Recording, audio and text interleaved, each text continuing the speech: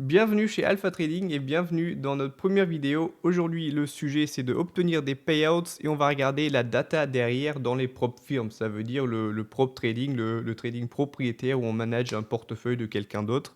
Voilà, c'est notre première vidéo. On va faire plein de vidéos à peu près chaque semaine autour de ce sujet-là. Alors prop trading parce qu'en Allemagne, on a déjà une chaîne avec plusieurs milliers d'abonnés, alors plus de 10 000 abonnés.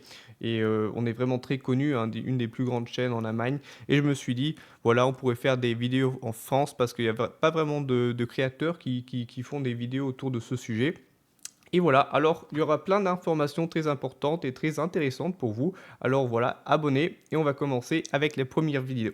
La première chose qu'on va regarder, ce sont les statistiques. Alors, les taux de réussite, la fréquence des trades et le risk-reward ratio. Ça veut dire 22% des comptes achetés atteignent la phase 2 funded. Ça veut dire, alors, tous les prop firms ou beaucoup de prop firms ont 3 steps. Alors, un modèle de 3 steps, ça veut dire on a une évaluation, un compte funded, alors un compte où on peut gagner vraiment des sous avec, et après un compte life.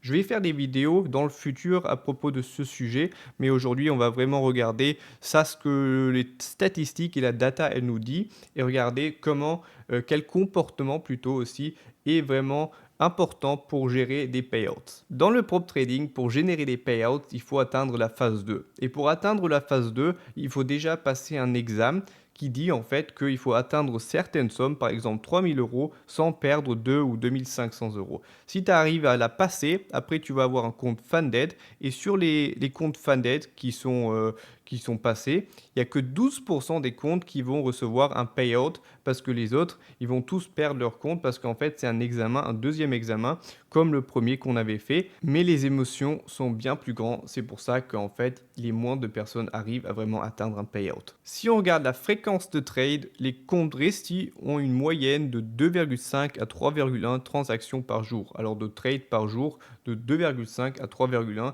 beaucoup moins qu'en fait les comptes en échec qui ont une moyenne de 7,8 à 8,6 transactions, alors trade par jour. Ça veut dire que si tu regardes la data, les traders qui sont profitables et les traders qui sont vraiment bons, ils tradent beaucoup moins que ceux qui mettent leur compte en échec chaque fois. La troisième chose, c'est les comptes qui réussissent ont une risk-reward ratio d'une moyenne de 2,4 à 2,6. Ça veut dire qu'en fait, ils risquent toujours moins que ce qu'ils peuvent gagner. Ça veut dire que si je peux gagner, dans cet exemple, 250 dollars, je risque maximum 100 dollars. Parce que en fait, je ne veux jamais faire l'inverse. Parce que si je peux gagner moins que ce que je risque, j'ai pas de probabilité dans ma faveur. Et c'est ce qu'on voit très très bien dans les comptes qui réussissent pas ou les traders qui perdent leur compte. Les comptes en échec ont un risk-reward moyen de 0,5 à 0,95.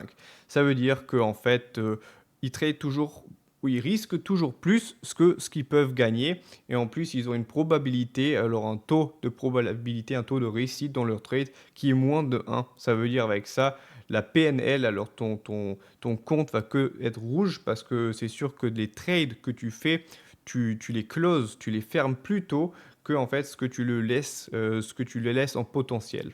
Une des choses les plus importantes, c'est la gestion de risque. Ça veut dire on va regarder ce que les comptes négatifs ils font et souvent il y a une absence de stop loss et de take profit. Ça veut dire que les trades en fait, il les laisse courir comme il veut, même si contre sa faveur le trade par exemple tu achètes une action ou un futur ou ce que tu trades en fait dans ta propre firme et ton trade il va à la baisse. Ça veut dire qu'en fait tu fermes pas ton trade ou ton stop loss tu le mets pas et tu perds en fait tout ton compte sur une fois.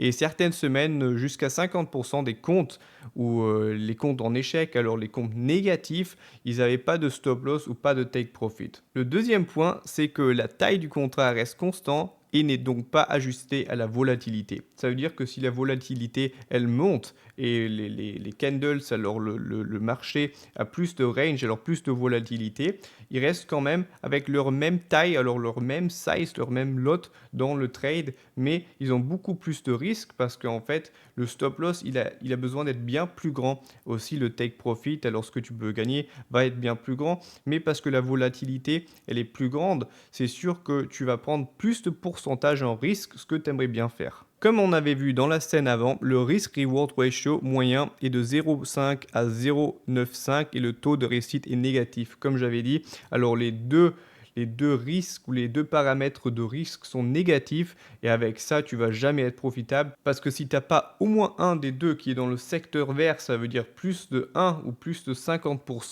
tu vas jamais être profitable et après il faut regarder la data. Par exemple, si tu as un risk reward de 0,5 et tu as une probabilité, un taux de réussite de 1,3 sur tes trades ou 60%, 65%, ton compte va quand même être négatif parce que tu perds toujours beaucoup plus ce que tu peux gagner et en fait la probabilité ou les trades que tu gagnes, c'est pas assez. Ce qui était très intéressant à voir, c'est que les comptes sont plus affectés par les news, ça veut dire les événements très importants dans l'Amérique ou de partout en fait, ce qui en fait bouge ton action, ton futures et les comptes ou les traders qui gèrent les comptes négatifs, ils regardent pas vraiment quand est-ce que, à quelle heure il y a les news et ce qu'ils veulent dire pour leur marché. Et en fait, ils tradent un peu à la gambling, alors un peu à la chance, voilà. Ça veut dire que le résumé, c'est que le comportement négatif des traders qui ne sont pas profitables, c'est overtrading, scalping et les instruments. On va regarder ce que ça veut dire. La plupart des comptes en échec ont plus de 6 transactions par jour, ça veut dire plus de 6 trades par jour, ce qui est beaucoup trop. Alors un bon trader, il va toujours avoir entre 1 et 3 trades, pas plus, parce que sinon ça devient trop. Le deuxième point très important, c'est le scalping. Alors 70% des comptes en échec utilisent le scalping comme principal style de trading. Ça veut dire le scalping, le day trading et le swing trading. Et en fait, le scalping, c'est le trading le plus court, alors à vitesse la plus vite. Et à cause de ça, les personnes qui utilisent le trading en scalping, en forme de scalping, ont les plus d'émotions, font du overtrading et font plus de fautes que ceux qui font que un ou deux trades, mais un grand day trade ou même un swing trade. Après, ce qu'on avait vu aussi, c'est que les marchés, alors ça, ce qu'on trade le plus dur et le plus difficile pour les traders ou vraiment la plupart des comptes en échec et tradés, c'est le GC et le Nasdaq. Ça veut dire alors l'or et le Nasdaq 100, alors les 100 actions technologie les plus grandes en Amérique, l'index, ça veut dire alors ces deux marchés, ce sont les plus durs pour gagner ou pour générer des payouts dans le prop trading. Si maintenant on compare les comptes négatifs et les comptes positifs et comment gérer les risques, on va bien voir que le premier point c'est 60 à 80% des comptes conservent toujours un taux de réussite supérieur à 50%. C'est ce que j'avais dit, c'est que au moins un secteur, alors au moins le taux de réussite ou le risk-reward ratio a besoin d'être vert pour après devenir profitable. Ici, 60 ou 80% des traders qui génèrent un payout ont plus de 50% de taux de réussite, ce qui est beaucoup. Après, ça dépend. Des fois, il y en a avec 80%, 90%, mais après, ils ont un risk-reward qui est moins haut. Ça dépend. Il faut toujours avoir une bonne moyenne des deux. Après, ce qu'ils font aussi différemment, c'est qu'ils tradent moins et ils conservent leur position ouverte plus longtemps. Ça veut dire qu'en fait, s'ils font un trade, ils selectent beaucoup plus. Ça veut dire qu'ils vont faire peut-être un, deux ou trois trades par jour, mais s'ils le font, ils le conservent plus longtemps. Ils regardent vraiment comment il se développe et ce qu'il fait, et ils vont pas le fermer tout de suite quand il y a quand il y a un mouvement contre eux. Aussi, une grande différence, c'est que la plupart des comptes disposent d'un stop loss et d'un take profit actif. Après, c'est dit que pas tout le monde le fait. Et moi aussi, des fois, je ne le fais pas. Mais la plupart des comptes, c'est vraiment la plupart, c'est les statistiques des propres firmes qu'on connaît parce qu'on est partenaire avec eux. La plupart des comptes qui vraiment réussissent à générer un payout, ils utilisent souvent un stop loss et un take profit actif. Et aussi, ce qu'ils font, c'est qu'ils font du trading. Ça veut dire que si la position, elle monte, leur stop loss, il va monter aussi. Parce que dans le trade, si vraiment ils se développent dans leur faveur, ils veulent avoir moins de risques possibles. Maintenant, on voit même que le deuxième secteur d'où j'avais parlé est dans le vert. Ça veut dire qu'ils ont très rarement un mauvais risk-reward ratio et la plupart des comptes ont 2 ou même plus. Ça veut dire qu'en fait, ils ont un taux de réussite beaucoup plus haut de 50% ou 50% en plus. Mais dans chaque trade qu'ils font, ils peuvent gagner plus ce qu'ils risquent. Et ici, souvent, c'est à peu près 2 et souvent aussi même, ou des fois même plus que 2. Ça veut dire que sur 10 trades, par exemple, ils vont en gagner 5 ou plus, mais parce qu'ils en gagnent 5 ou plus avec un risk-reward ratio de 2 ou plus, ça veut dire qu'ils sont vraiment dans le vert et leurs comptes vraiment se développent vraiment bien. Maintenant, on va regarder ce que le comportement positif nous dit. Alors, la volatilité. Les traders ont obtenu des meilleurs résultats lors des journées de forte volatilité et d'un trend. Ça veut dire que vraiment, s'il y a du mouvement dans le marché et si par exemple le mouvement est dans une direction, ça veut dire long ou short et pas range, ça veut dire qu'il bouge pas vraiment et qu'il n'y a pas de mouvement. Alors, ça veut dire que si toi, par exemple, tu as un peu de difficulté ou c'est un peu plus difficile pour toi de générer des bons trades pendant une période où on va pas vraiment dans une direction, c'est à cause de ça. Ça veut dire alors vraiment sélectionne ou sélecte plutôt les jours où vraiment il y a une direction et trade dans cette journée-là. Deuxième point, ce sont les émotions et les comptes gérés positivement vivent toujours plus longtemps et ferment leur position perdante plus tôt. Ça veut dire qu'en fait, si tu as un trade qui ne se développe pas, tout de suite tu le fermes parce qu'en fait, la probabilité qu'il va se redévelopper, elle n'est pas vraiment haute. Ça veut dire qu'en fait, si tu as un trade qui va dans ta faveur, eh ben, laisse-le courir jusqu'à vraiment il a atteint ta zone où tu aimerais bien fermer ou même tu le laisses courir encore plus longtemps où tu utilises un trading stop pour en fait vraiment laisser de la place pour qu'il puisse se développer et puis et pour que ton gain soit vraiment le plus grand possible. À mon avis personnel, le troisième point est un des plus importants dans le trading parce que là, tu peux vraiment sélectionner les trades et tu vas voir que tu vas couper les trades qui vont pas ou qui n'ont pas une autre probabilité et ceux qui sont bien ou ceux que tu as vraiment analysés, eh ben, tu vas les faire. Ça veut dire en sélectionnant les trades, on en crée moins. Déjà, ça, c'est bien parce que comme on avait vu, ceux qui tradent moins sont plus profitables. Et cependant, lorsqu'ils se produisent, les deux attributs sont dans la zone verte. Ça veut dire le risk-reward ratio est positif, alors plus de 1, et le taux de réussite est aussi plus de 50%.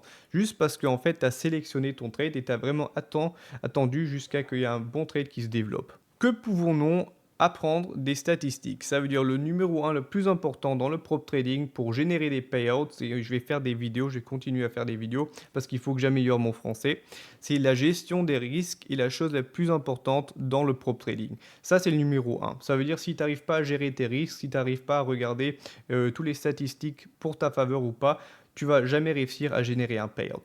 Après, la plupart des comptes en échec sont du scalping. Ça veut dire vraiment choisis ton style. Si tu fais du scalping, day trading ou swing trading et regarde vraiment où tu performes le mieux.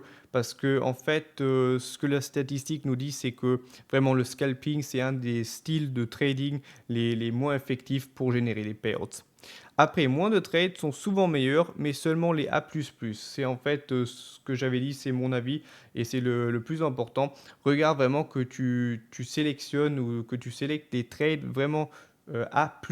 Alors A++, ça veut dire qu'il y a vraiment tout qui va, tout qui passe. Et si on a un, ben, tu le prends. Si on n'a pas, s'il n'y a pas tout qui va dans ta faveur, tu le fais pas. Après, numéro 4, c'est très important aussi, c'est en fait, il faut apprendre les marchés ou plutôt devenir chaud avec un instrument. Ça veut dire que si vraiment tu veux commencer à trader le Nasdaq, eh ben, il faut vraiment que tu deviennes chaud avec lui. Il faut que tu regardes les news, ce que ça veut dire pour le Nasdaq, les mouvements qu'il fait, la volatilité, la position, la size et tout. Il faut vraiment que tu deviennes chaud avec lui et que tu deviennes vraiment maître de Nasdaq.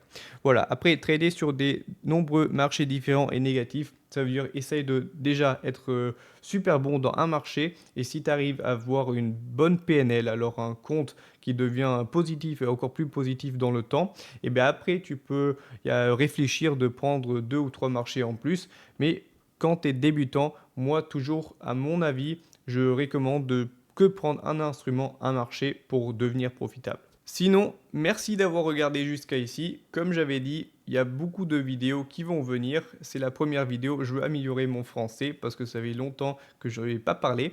Et si vous avez aimé la vidéo et l'avez trouvée utile, n'hésitez pas à la liker, à la commenter et à vous abonner. Ça serait très gentil. Voilà, parce qu'il y a plein de bonnes informations qui vont venir.